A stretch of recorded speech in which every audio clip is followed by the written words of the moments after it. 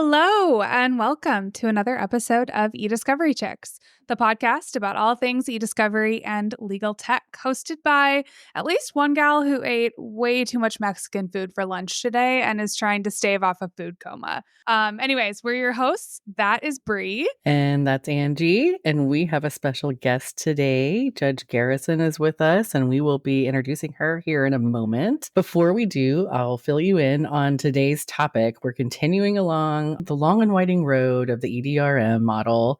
And last episode, we talked about legal holds and data preservation. So we wanted to bring Judge Garrison on today and talk about what happens in the courtroom when we talk about data preservation. So that's the topic for today. Before we get too into it, Angie, would you like to introduce our guest? I'd love to.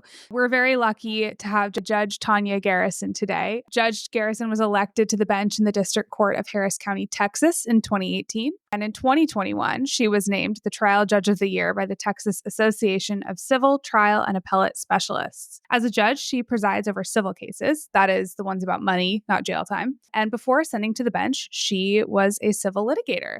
So without further ado, Judge Garrison, welcome. We are thrilled to have you. Hi, thank you for having me. I'm excited to be here. Before we start talking about serious stuff, though, I know that you are an excellent cake baker. So my icebreaker question for you today is, if you were to describe yourself as a cake flavor, how would you go about that? So, I saw you sent me this question so I'd be prepared. And I came up with like 100 different answers because I was like, do I want to tell him my actual favorite flavor, which would be wedding cake? But no, that's not like me. And I thought about it and I'm like, okay, if I wanted to describe me, I think I'd pick funfetti cake, which is nobody's favorite flavor. I love funfetti. Well, 5-year-olds and people at parties love funfetti, but like if it's your birthday, no one says, "Ooh, make me a funfetti cake." But like to me, that's my personality. I think I'm always looking for fun and just laughing and finding joy and throwing little sparks of color into everything. So, one does always want a hint of color. So to quote my favorite movie, The Birdcage. Can I tell you, though, my husband's 35th birthday is next weekend, and he specifically asked for a funfetti cake. Really? Yes. That's awesome. Well, they can be delicious. I'm not saying that they can't. I mean, they're just essentially white cake. Like, that's fabulous. It's like I always just think of the Pillsbury, I guess, instant cake mix on the baking aisle, or, the funfetti frosting. And it's like, nobody should eat that stuff. Well, it's funny that you say that because I did happen to visit your office, your chambers this week. And the first thing I noticed when I opened up the door was like, oh my gosh, there's so much cool artwork in here. And everybody has like these fun hangers on the doors with their names. And it's so artistic and colorful. It's like a cheery place to be. That's the first time in all of my years of being in any judge's chamber that I would ever have walked away with that experience. It is, the walls, there's lots of them and they were just white and it looks like a mental institution if you don't put something on the walls. And actually that art, I got all of it. I sit on the board of directors. I did for the last 5 years. I was on the board of directors for juvenile justice. And so all of that artwork came from the juvenile detention centers. So like kids that are in juvenile detention, a lot of them, they get art as sort of a reward. It's one of their elective courses that they get. And if they're doing well and following their program, they get to take art classes. But it's kind of sad actually when they leave, a lot of them don't have anywhere to take the art to or any way to carry the art home. They're carrying all their stuff onto a metro to get back to where they live. And that stuff ends up just staying and getting warehoused. And I was like, this is ridiculous. We have all these white walls. We need to put it up. Well, and it looks awesome. That's so cool that you do that. Oh my gosh, that makes me want to cry. That's beautiful. Yeah, some of it's a little hard to look at because you realize that these are children. These are kids. And they're dealing with some really heavy subjects and it is reflected in a lot of the art. And then a lot of it is just super fun, like, a scene with a giraffe. There's something to that, though. I used to be on the board of a local nonprofit here in Seattle that worked with victims who'd been trafficked, and they had the same like art as therapy, Yeah. as part of their rehabilitation process. And the art that they created was so beautiful. And then you could see like some of the pieces had just such a darkness to them. And you could kind of, I don't know, it was really powerful. Yeah, I mean, it still looks like kids' art. I mean, some's better than others, but it's still, they're dealing with some heavy stuff. That's beautiful. So from funfetti to the perils of our society and our juvenile I detention. mean, we got there quick. Artist therapy. Well, and I think that also cake making is like art, is what we've decided. I think everyone needs a creative outlet. I think all people that sit at desks and work and use their brain and sell their thoughts and their mental services as that's their commodity in life. If you don't have some sort of creative outlet, whether it be crafting or cooking or baking or gardening or anything, you need something for your hands to do that's not just type on a keyboard all day. So I agree 100%. So it's therapy for me too, I guess. It is. The problem with baking cakes, though, is that they're not exactly on the Weight Watchers plan or the low keto or whatever the newest fad diet is. So it hasn't done good for my waistline, but so it goes. Meh. Well, should we move this along and start talking about what can happen if a party fails to preserve evidence? Judge Garrison, I know you've dealt with parties who are alleged to have deleted evidence at some point during litigation. And we're going to get into the mechanics of what you do with that information in just a sec. Before we get there, I want to talk about why it even matters.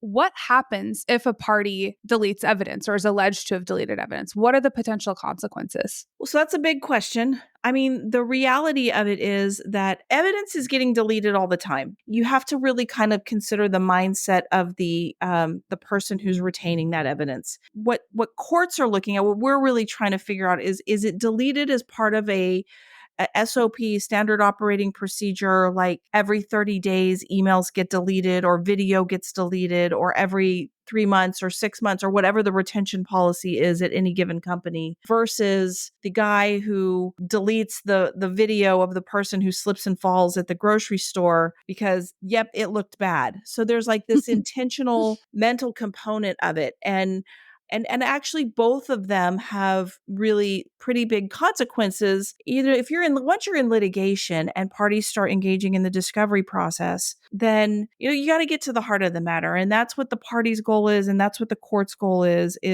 figure out what happened and do some honest discovery about what evidence is out there, what information is out there. And if the evidence is gone, you have to get into it and figure out what happened. In the law, if it's deleted or it's disposed of or altered or destroyed or lost, and it's in an intentional way, you get into what's called spoliation. It's the doctrine of spoliation, not spoilation, but spoliation.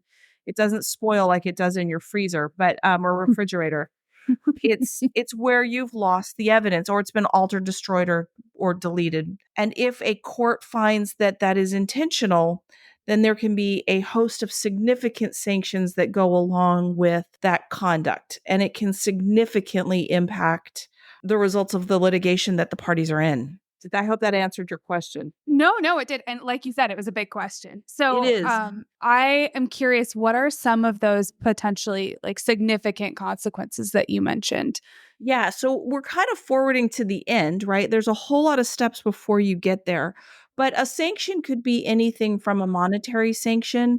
So if, it's all on a case by case basis, and it depends on several factors, including if the evidence can be recreated another way, how material it is to the underlying litigation, if there's other evidence that tends to corroborate what the lost evidence would have shown. Monetary sanctions may be available, but it probably spans with monetary sanctions on the low side on one end of the scale, and then all the way on the other end of the scale, courts have the ability, should they make all the proper findings, that they strike pleadings or they give adverse inference instructions in a jury charge.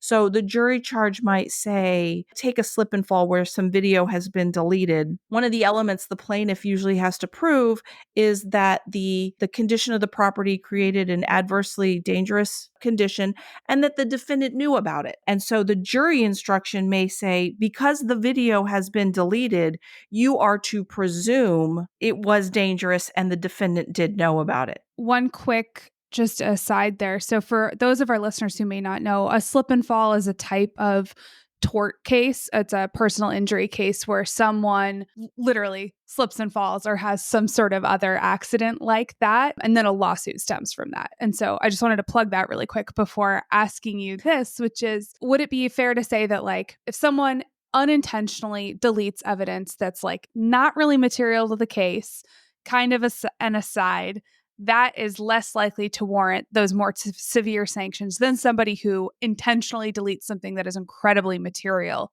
to the Yeah, case? absolutely. In fact, I think honestly, if it is a pure unintentional accident on a immaterial point, there's probably not going to be any sanctions at all. But what there might be is a host of hearings because the Mm. court's going to have some evidentiary hearings to find out what really happened.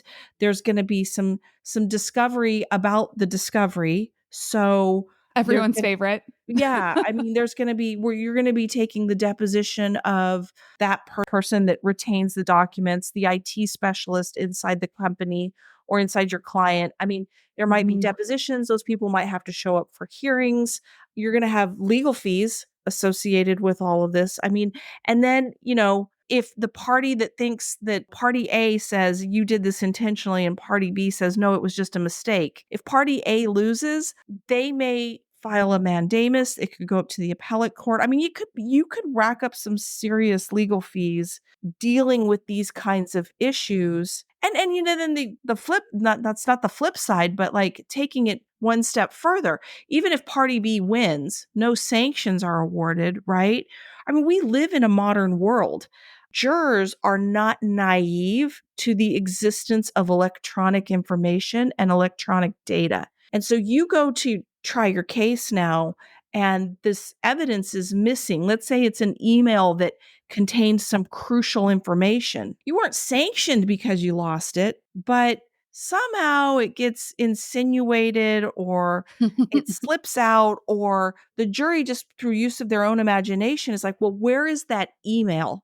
And their imagination starts running and you're actually really just hurting your case because that email could have really helped you. And Yeah. now they're left to believe the worst. And Mhm. they will presume the worst about people. So it could just have significant impact on your case and how you sell it to a jury. Yeah. Well, thanks for that. I wanted to start us off with like a kind of an overview of what could happen at the very end of this question. But I want to kick it back over to Bree to kind of orient us to how the process works from start to finish. I mean, you kind of did that by, talking about the jury and when they're making those assumptions of like, well, didn't you look at this or why is that not there? But how does it usually come to the court's attention that, hey, there's something that's kind of missing here in this puzzle. There's a piece that's gone awry. Yeah. So and really when I'm speaking here, I'm relying a lot on my knowledge of the law in Texas because I'm a Texas district court judge.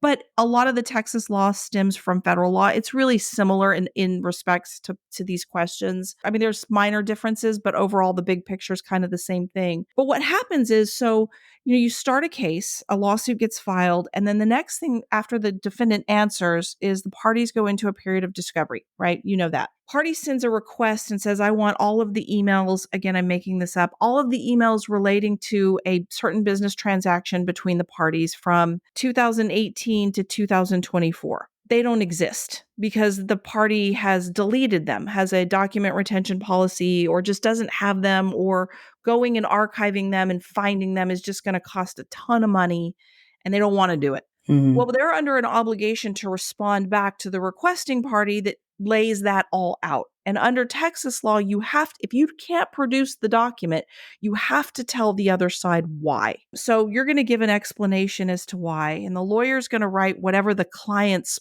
people tell them to write, because trust me, they're not smart enough to articulate this on their own, most of them. And then you're going to get in kind of this argument between sort of the retention people, the IT people, maybe they have experts involved that come in and say, well, you really could go get those documents. It's not as hard as you say it is. It's not going to cost as much money as you say it is.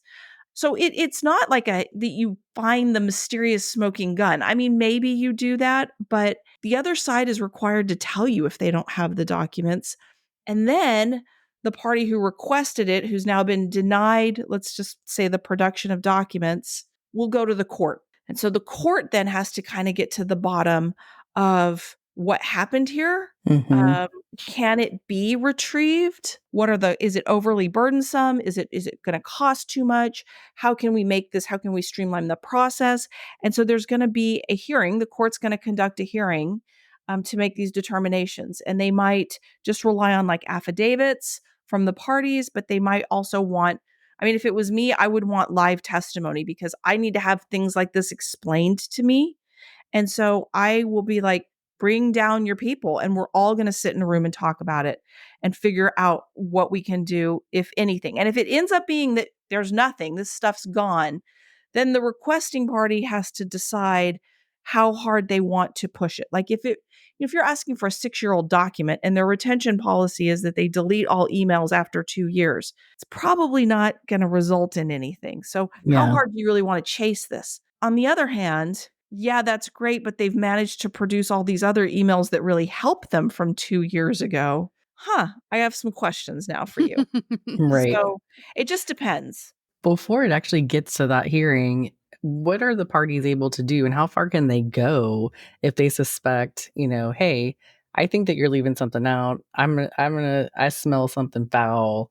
I really want to chase this down. Well, they have to start with a specific request. So in Texas, you send out requests for disclosures. Usually that's what you're talking about here, because you're talking about actual physical evidence, emails, video, anything electronic, documents, what have you. You have to have a specific request, and you have to specifically ask for these things in electronic form. But that's really it. Like if you think that it's, I mean, you can try to negotiate with the other side and say, hey, I have this computer forensics expert that wants to take a look at these 5 things, or thinks that this might exist.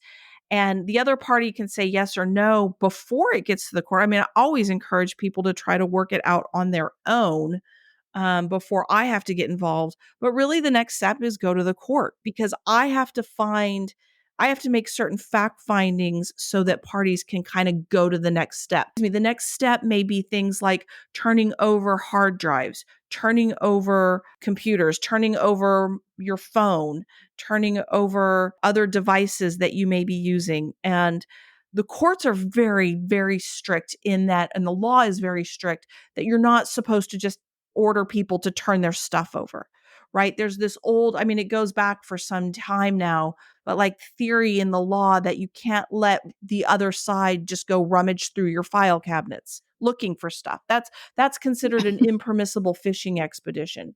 Your hard drive or your phone, or that's today's equivalent of a file cabinet, right? That's where all your stuff is.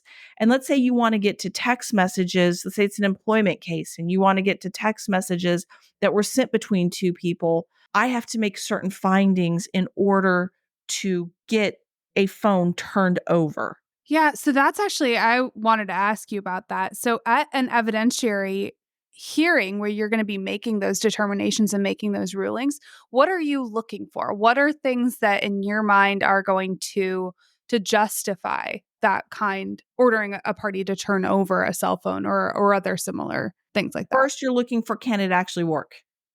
Is this a waste of everybody's time and money? Because right at the end of the day, my job is to see that justice is done. And sometimes that's protecting people from their own best instincts, our own worst instincts. So can it actually be accomplished? I'm looking for that. I'm looking for, is there a more economical way? Because usually one side is going to be saying something like, yeah, we can go dig this stuff up. I mean, in my back of my head, I'm thinking the internet's forever, right? So you can't tell me that in a cloud-based world, you can't get this stuff. But maybe you can't, I don't know. And they'll say, well, we can get it, but it's going to cost us $100,000. Okay, well, is there a less expensive, more immediate way to get to it? The other side is you're also pushing on the requesting party of, you don't need every email from 2018 to 2024 on this. You need the ones really that deal with maybe how this contract was negotiated in the first place. So can we more narrowly tailor your requests so that we're only getting the information that is absolutely necessary?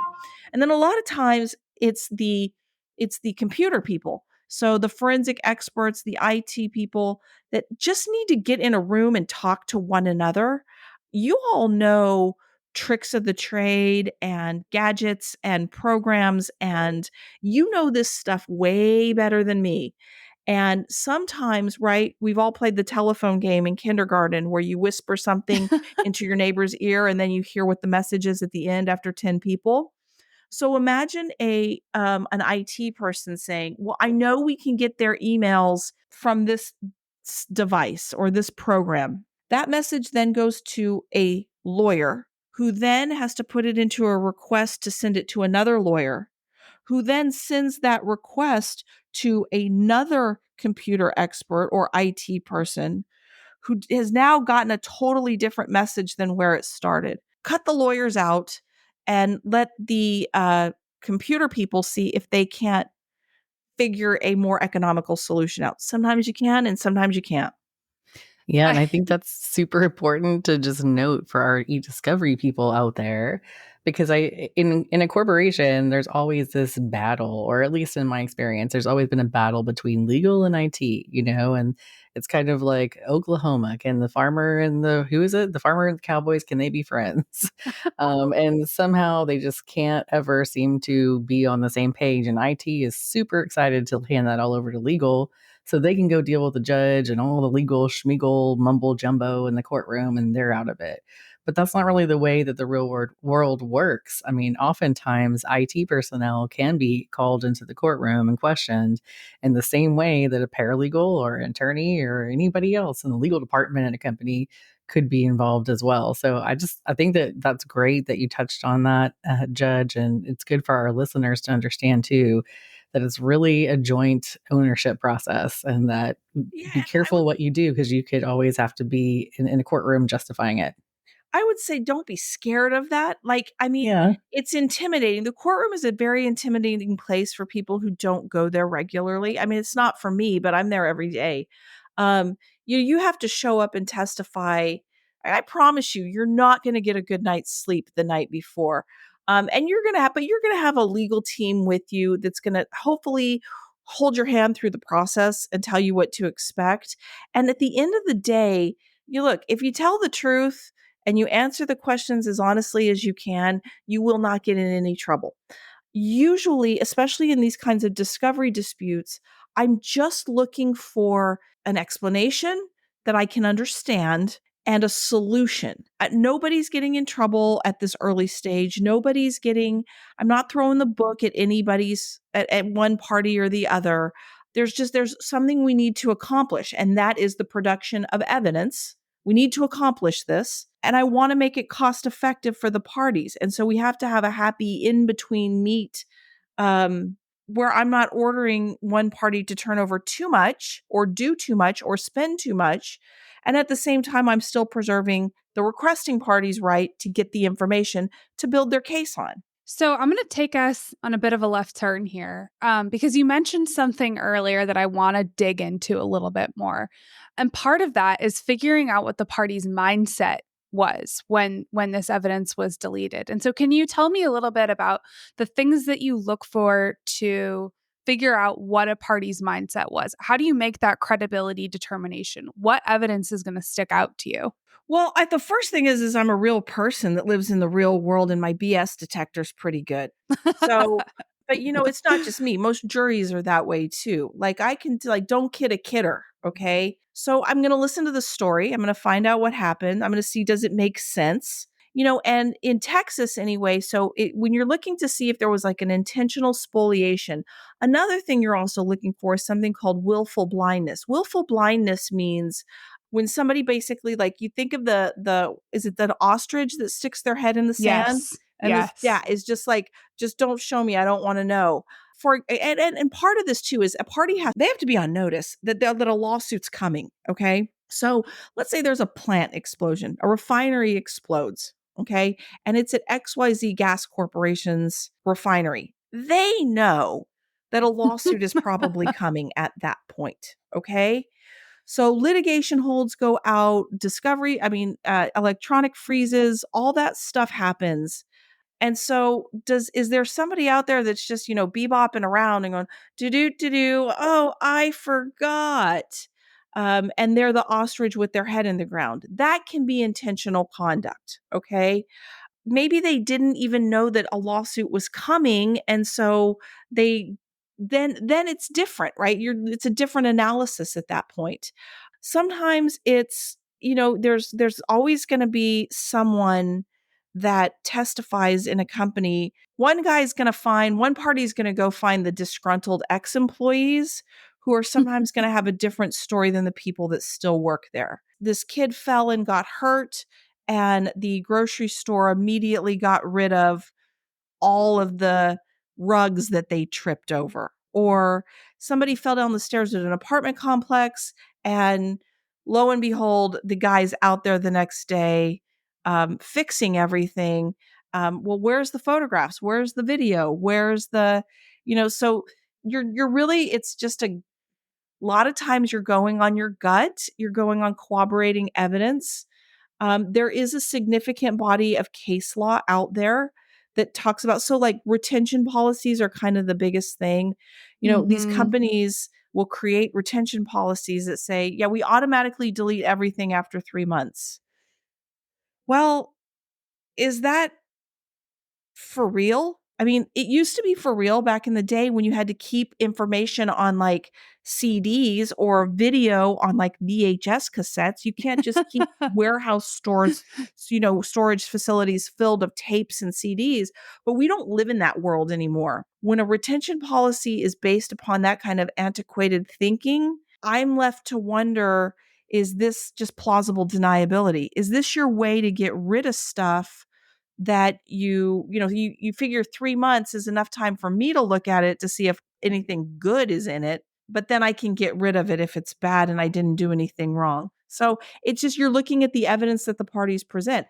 I've had spoliation hearings where people have had private investigators that have found ex-employees that come in and say some pretty damning stuff about, after this incident happened, the manager told us, get rid of everything you have. So Wow. it happens. Well, I know that you've shared with us that your philosophy is it's better for the parties to kind of work out these eDiscovery issues or issues with data preservation, or the missing puzzle piece, or what have you, however you want to say it. It's better for them to work it out amongst themselves before bringing it to the court. Why is that a better tactic for them? Because I know nothing about IT. I know turn it off and turn it back on again. And that is the extent of it.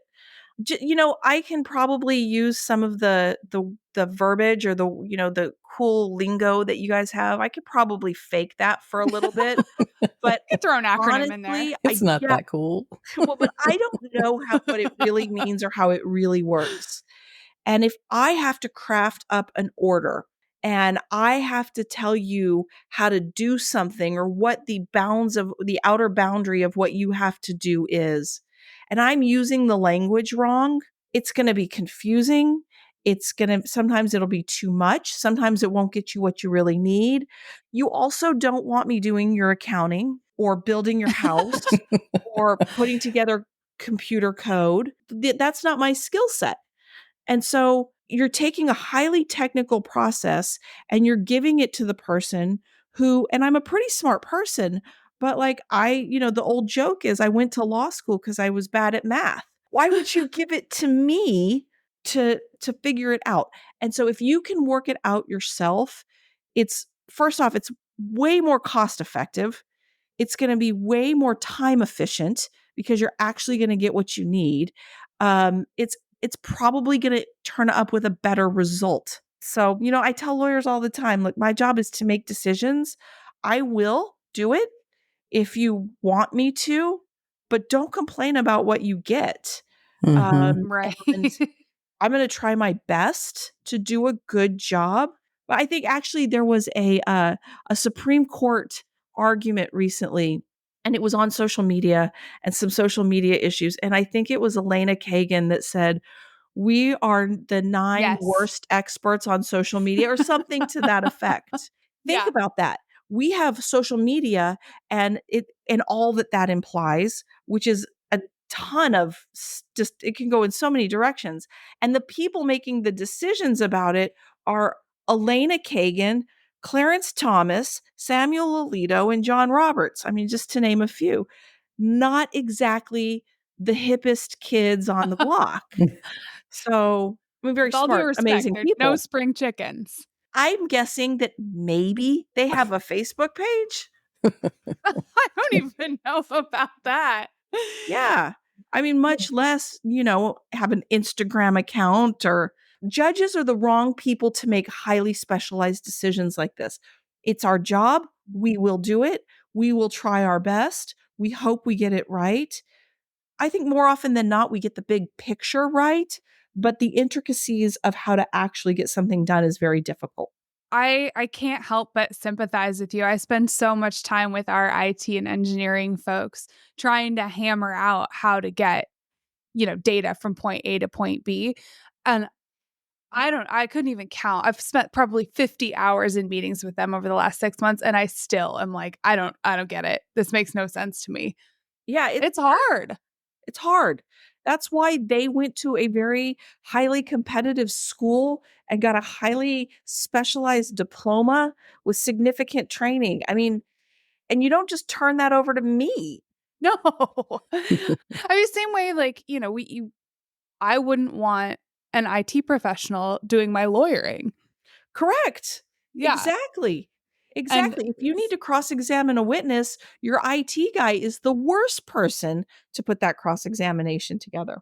Well, and I've said well, for years that I think it's so valuable for folks in the eDiscovery field to be translators, right? Like you're in the middle of IT and legal, and it's your job to help those two worlds communicate with one another. And sometimes it's very stressful because they literally speak different languages. But if yes. you can crack the code and help everybody get to a common ground and understand one another, you're golden and you will have a career in this field Oh, because it's something that's really, really desperately needed. at one point, I think I spent 2 weeks going back and forth with someone about Slack data. And I was talking about the messaging platform, and they were talking about, this space on a hard drive. And Yeah. after about like 2 weeks of conversations, one of us was like, what? And we finally realized it. And it was just this like classic reminder of, hey, listen, sometimes we use the same word to mean two very different things. And And Right. it's constantly changing. yes, It is Yes. constantly. constantly changing. Um, Well, and and Slack is becoming the new messenger service. is is becoming the new way people think that they're hiding evidence. Mm. it's And so not. everybody's after it in lawsuits. An accident happens and it's freeze everything. There's Slack, there's WhatsApp, there's a few of these where people, and you don't realize too, people, if you're in a family law case, right? Like somebody's being accused of being unfaithful, there's messenger features inside games. Hmm. You need to get to that information. And so it just gets complicated. And Yes, it so does. speaking of what processes can parties follow? What advice would you give parties to avoid ending up in the courtroom to resolve these discovery disputes? Well, one is to have clear policies and procedures in place. Make sure everybody knows what they are and have good reasons behind them. Don't just have a 3-month data retention policy because you've always had a 3-month data retention policy, or a 2-year, whatever the time period is. Because I guarantee if that's the reasoning, it's not very good. It's not going to stand up. And it's based on, like I said, this antiquated storage of data world that we don't live in anymore. Have a good reason why you get rid of email every 6 months. Have a good reason why you delete video or why you whatever it is that you may do. I think that's best piece of advice. The second is when you get into litigation, just know that you're gonna have to turn stuff over. It's just part of the business. That's just how this works. And if you try to be obstinate and you try, well, they don't have the right to this data. They don't have the right to this. I don't want to produce this in native format. That's too hard. Is there any way I can get around it? Those things are going to get you into trouble. And a lot of times those things are the things that get you into trouble and spend a lot of money and produce no results. So just accept that you're going to have to do it. Try to work as best you can with the other side so that you're communicating, not necessarily about all the things in the world you want, but all the things you can live with, what you need. I think lawyers would do themselves a big favor if they took some time to understand the difference between wants and needs in this world. And this area is no exception. And and communicate with your legal team. A lot of you guys are probably, like you said, the intermediaries between a lot of these people. But I think keeping that communication open, I also understand that there's pressure. There's pressure from the company to keep legal costs down. So make it fast, make it easy. Sometimes that's, penny wise and pound foolish. Instead of just providing some off the cuff response as to why you can't produce these emails, maybe it's best to sit down with the lawyers and really explain it so that they can craft articulate discovery responses. One of my areas of focus is I want to be really comfortable with our limitations so that I can communicate them early and often. And I want to be really comfortable with why we have those limitations. Is it a software issue? Is it an API issue? Why does that limitation exist? Mm-hmm. And then I don't want to hide that ball. Yeah, I think that's really wise. And it's not controversial. No. Right? There's no corrupt motive behind it. And so it's kind of like where I see people getting in trouble is when they lie and they have no reason to, or they come up with these stories and they had no reason to fabricate the reality to begin with, but they did. And now it's like the cover up's worse than the crime. So And I would say the other thing I would say too, and this is bigger than this area of the world. It's bigger than this podcast. Be open-minded to other people. Another person in your field maybe knows how to do something that you don't know how to do. And so instead of, just digging in your heels and being like, there's no way we can get it, the technology to get this doesn't exist. And then someone else goes, well, have you heard of XYZ program? And you're like, that's junk, blah, blah, blah. This is the way it's supposed to be. Well, maybe they're right. Yeah. It's worth it to hear them out and be open-minded, even though it's the other side in litigation. Do you ever see, and this is totally just a random question I just thought of, back in the olden days, there used to be sometimes there was an order that parties would share vendors for printing, documents. Like there was an order that both plaintiff and defendant had to use the same vendor to do any kind of printing of exhibits or whatever needed to happen in the courthouse because there needed to be fair costs, right? And we wanted to control those to make sure that each party was being treated fairly, blah, blah, blah. And if plaintiff had to pay for the production of something, then they knew what the price was going to be from defendant. Do you ever see something like that happening with eDiscovery where there's a mandate by the court saying, hey, look, you guys got to agree on what software you're going to use or what vendors you're going to use for eDiscovery. Like you have to agree on that protocol. I haven't seen it. Not to say that I wouldn't. Look, if there's an agreement, it's probably not going to come before me, right? Because they're getting along and things are working as they're supposed to. I'm also not naive. Really what you're talking about here is when you're looking at discovery, it is, printing is one thing, but finding documents is something else. And especially when it gets to like the good stuff, one party does have an incentive to not be as forthcoming. and maybe hide behind the log a little bit. So I think it's a great idea. It definitely would cut down on costs. Where I was thinking when you were asking your question, I mean, the truth is, look, if it gets to the point where I have to get involved, that's definitely something a court could order, where Mhm. like one party is saying, especially if you're going to be turning over devices, okay, which is like extreme and rare and shouldn't happen unless it's absolutely necessary. But it may be that I select a third party vendor to do some forensic imaging that no party has control over, right? Mhm. And that the costs will be split equally by them. So that could be something that ends up happening for sure. Mhm. Yeah, I mean, do you see that happening in the space of like hosting costs, for example, like ordering the parties to split those costs? Yeah, it depends on how much it is, right? So you're kind of getting way outside of my knowledge base here. There's tons of cases with millions and millions and millions of pages of documents. I mean, someone's got to store that stuff, right? And I have no idea how much that costs. And people come in and they'll say things like, this is going to cost hundreds of thousands of dollars. I don't know. Maybe they're Mhm. right.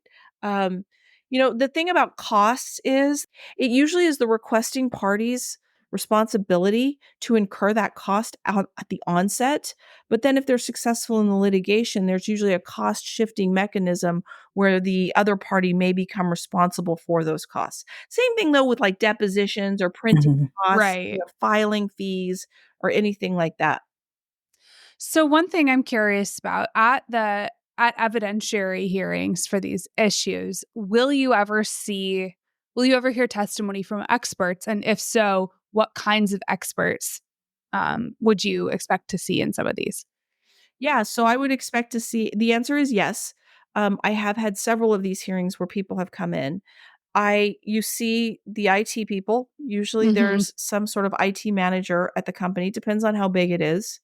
There's usually a person who might be like the direct report to that person that has to come and talk about what specifically they did, how they went about looking for documents, someone like that. Then people retain experts. And so, right, like forensic examiners are going to be a big one because they're going to talk about what they can do on their side to limit access and limit cost. um it could be anybody. And like I said, if you're talking about some of these policies that people have where you are trying to prove some sort of malicious intent, well, that's a criminal term, but I don't mean it like I'm trying to murder you or something, but like some sort of bad ill will, some nefarious reason. If it was me and in the right case with enough money on the line, you might bring in an HR expert, or you might bring in a corporate policy expert to talk about, or a computer expert, or any kind of expert that could just say, look, these policies don't make sense. That's great that they wrote it in 1996 and they've done the same thing, even though the technology has changed significantly since then. God, if I was still doing the same thing that I was doing in 1996, I guess I'd be saving up my allowance to buy lip smackers, but times have changed. Well, I don't know. I just bought a pair of Doc Martens, so apparently I am doing the same thing I was doing in Those 1996. are fashionable now. I got I some would be very Birkenstocks last skinny. summer. I'm bringing it all back. Bringing it all back.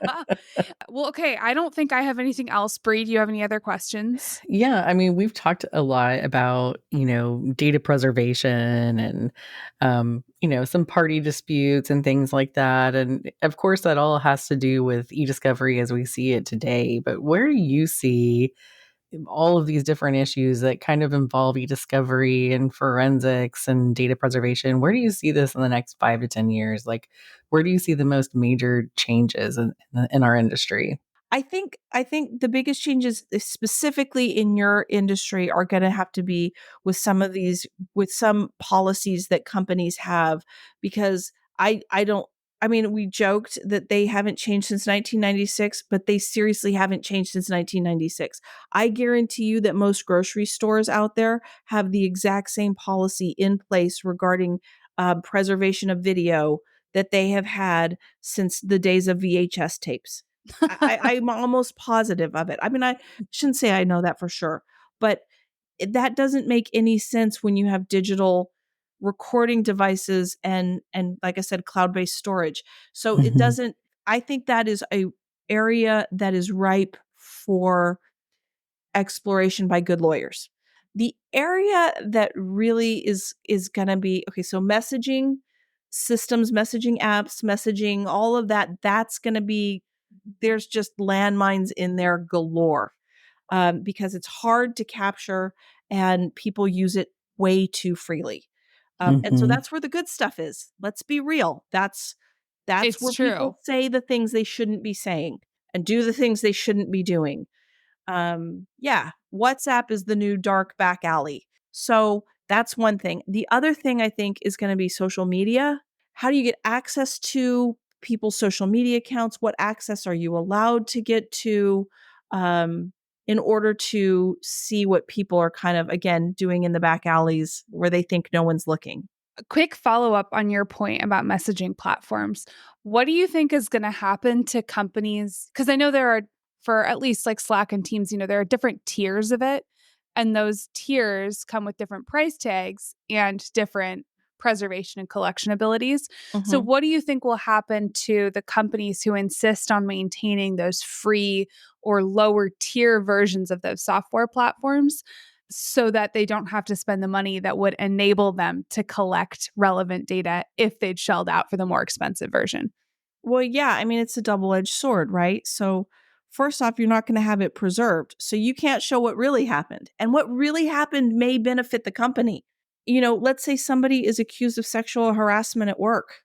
Well, maybe the information that was contained in those messaging apps is where the supervisor is saying, "This is inappropriate. I don't feel comfortable discussing this with you." Or this is really not a workplace conversation we should be having, right? Maybe that exists. I don't know. Maybe it doesn't exist. You're also going to have to explain that, why you didn't have it. And then you're going to butt up against, because there'll probably be some software program or something out there that goes, we can retrieve this. Yeah. Someone out there will say, "Yeah, I know you think that was deleted because that's what you think you bought, but we now have a program that can retrieve that information, and I want your turn over your device so that I can run this program and get what comes off of that." Right. And that's going to cost a lot of money. Pay it in the beginning or pay it in the end. I don't know. And like I said, then again, if there's nothing, right? Then you go to trial and, employee is saying, well, supervisor was harassing me. And the company comes in and says, yeah, so all their conversation was on WhatsApp and we have that program so that we don't have to preserve data and so that all of our conversations get deleted and we can never be held accountable for anything. Okay. What's a jury gonna do? And they're not gonna say that. That's that, but the lawyer going after them is gonna say that. Right. The jury And will hear that. the jury will hear Mhm. that. And then what is the jury left to presume with the deleted info? Why did the company delete this? Then they couldn't find it. I wonder what it said. And then Sus. the plaintiff really only needs a little bit of circumstantial evidence to keep them in the game. You can't only have conclusory evidence and suspicion that you go to the jury on. As long as there's a little bit of evidence enough to get to the jury, the speculative conclusion making that all people do, like I said, the imagination is so much worse than the reality most Yeah. times. Yeah. You do it at your own risk. Well, Yeah. I think that we're kind of at the end of our conversation today, but before we sign off, I want to ask you, Judge, do you have one takeaway that if our listeners heard anything as they're sipping on their martinis and bourbon tonight, what do you wish for them to take away from this conversation today? I would say just remind your clients that the internet is forever. There's an old meme that I've seen a million times that says, dance like nobody's watching, but email and text like it will be read out loud in court one day. Yeah. Um, that's Mm. So true. I want to have that framed and put on my bench. That would be so inappropriate. So I can't do that. But like sometimes I'm reading stuff that people wrote and things, and I'm like, did you even think for Mm-mm. 1 second before you hit send? Mm-mm. And then, but more specifically for your listeners is just keep an open mind. Don't be scared of the court system. If you do end up in front of us, you're not going to IT jail. You're not, we just need information, and we need your expertise and help in understanding the industry that you work in. We're probably going to be really nice to you. And so don't be afraid of us, and You're a just, lot smarter than us. well, but tell the truth. Tell the truth Yeah. and you'll be fine. And so don't worry about courts. I'm trying to think, what other takeaways do I have? Just keep doing what you're doing, because there needs to be those translators, right? Yeah. There, just like there needs to be the translator between legal and IT, there needs to be a translator between legal and HR, and there needs to be a translator between legal and production, and maybe legal and all the accounting department. The lawyers, our job as lawyers is we get a case, we get a problem, and we have to learn it so that we can retell the story to regular people, right? So we learn it on the superficial level. And so we are good translators, because that's our job. We're storytellers. So keep doing what you're doing, because I need help understanding it. Good. All right. Well, before we end, everybody, I want to remind you that next time that we meet, we will be talking about the next stage of the EDRM, which will be collection and processing. Hold on to your hats. All right, Angie, take us away. Great. Well, I want to wrap up by saying a big, big thank you to Judge Garrison. Thank you for being here with us today and sharing all of your knowledge and wisdom. It's been a treat to get to know you. And I think I'm going to have to go buy a cake tonight, because all of this has made me very hungry. Funfetti, a Funfetti cake. Yes. Make your husband happy. I know, right? Well, so anyways, thank you, listeners, for tuning into another episode. Don't forget to follow us on our socials. You can find us on LinkedIn at eDiscovery Chicks. Share us with your friends, family, and colleagues, but only the cool ones. And always feel free to DM us with your beverage suggestions. Thank you so much, and we'll catch you next time.